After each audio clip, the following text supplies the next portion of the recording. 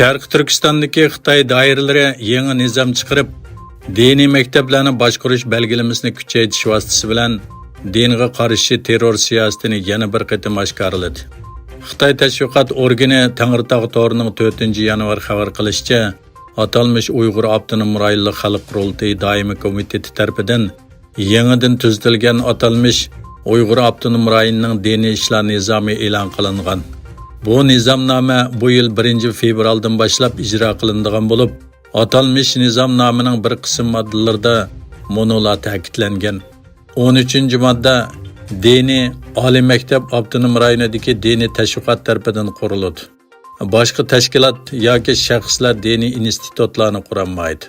Diniy institutlarni qurish, o'zgartirish va oxirlashtirish iltimosi davlatning aloqador belgilamalari bo'yicha bartaraf qilinadi. Amerika Davlat ishlar kotibi Antony Blinken 4-yanvar kuni Amerikaning 2024-yillik diniy erkinlikka buzg'unchilik qilishda alohida andish qiladigan davlatlar tizimligini e'lon qilgan. Blinkenning bayonotidan ma'lum bo'lishicha, Xitoy bu yilmi Amerikaning diniy erkinlikka buzg'unchilik qilishda alohida andish qiladigan davlatlar tizimligiga kirgizilgan. Bu Amerika Davlat Majlisining 1998-yili Yer shari diniy erkinlik qonunini ma'qullab, Amerika Davlat ishlar kotibotligi diniy erkinlikka buzg'unchilik qilishda alohida andish qiladigan davlatlar tizimligini e'lon qilib kelayotgan 25 yildan beri Xitoyning izchil turda yana bir qatim bu tizimlikdan o'rin elishidir. Amerika Davlat ishlar kotibi o'zining yillik kishilik huquq va diniy erkinlik dokumentlarida Xitoyning Uyg'urlarga qarta irqiy qirg'inchilik va insoniyatga qarshi jinoyat sodir qilishini davomlashtirib kelayotganligi, Beijing hukumati Uyg'urlarning diniy erkinligiga buzg'unchilik qilib, ularning diniy ibodati, milliy an'analarini cheklab kelayotganligini eskartib kelgan. Xitoy Amerikaning 5 davlat mudofaa shirkatiga Tayvanga qurol sotganligi uchun jazo yurgizdi. Tayvandagi xalqlik prezident saylamining yaqinlashishiga ergishib, Xitoyning bu davlatga bo'lgan besimi kun sari kuchayyotir. Xitoy Tashqi ishlar ministrligi 7-yanvar bu masala to'g'risidagi bayonotida Amerikaning yaqinda Tayvanga qurol-yarog' setishga qarta Xitoy 5 harbiy ishlab chiqaruvchiga jazo yurgizadiganligini e'lon qildi. Malayziya va Singapurdagi o'yin kasbi Xitoy sayohatchilarining ko'payish kirimini oshirganlikdan ko'rinarli taraqqiy qilmoqda ekan.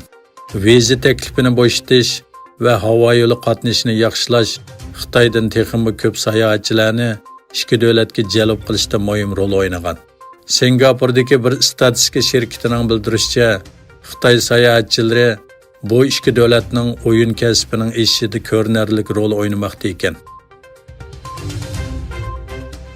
Isroilning G'azza rayonining o'tir qismidagi Dayrul Bala shahridagi Aqsa shahidlar doktorxonasini ushquchisiz aeroplan bilan nishonlab, uni palasholga tushirmoqchi bo'lganligi bayon qilindi.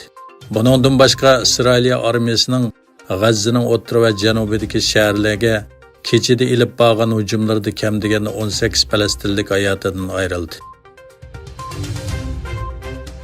Italiya Tashqi ishlar ministri Antonio Tajani Italiya La Stampa gazetining ziyoratini qabul qilganda Rossiyaning Ukrainaga qilgan tajovuzi bilan qaytadan o'tirg'a chiqqan Yevropa ittifoqi birlashma armiyasini qurib chiqish kerakligini o'tirg'a qo'ydi. Yerusalim pochta gazetidagi xabarlarga qaraganda Netanyahu bexatarlik va kabinет yig'inlariga qatnashgan barliq ministrlarning yolg'on siniqini o'z ichiga olgan ko'p taraflamalik siniqiga munosabatli qonun o'tirg'a qo'yishni planlaganligini bayon qilgan. Isroiliya taratqullaridagi xabarlarga qaraganda 4-yanvar o'tkazilgan bexatarlik kabineti yig'inida nurg'un ministrlar va armiya vakillari bo'libmi bosh shtab boshlig'i Herzi Halvi o'tirsida qattiq munozirlar bo'lgan.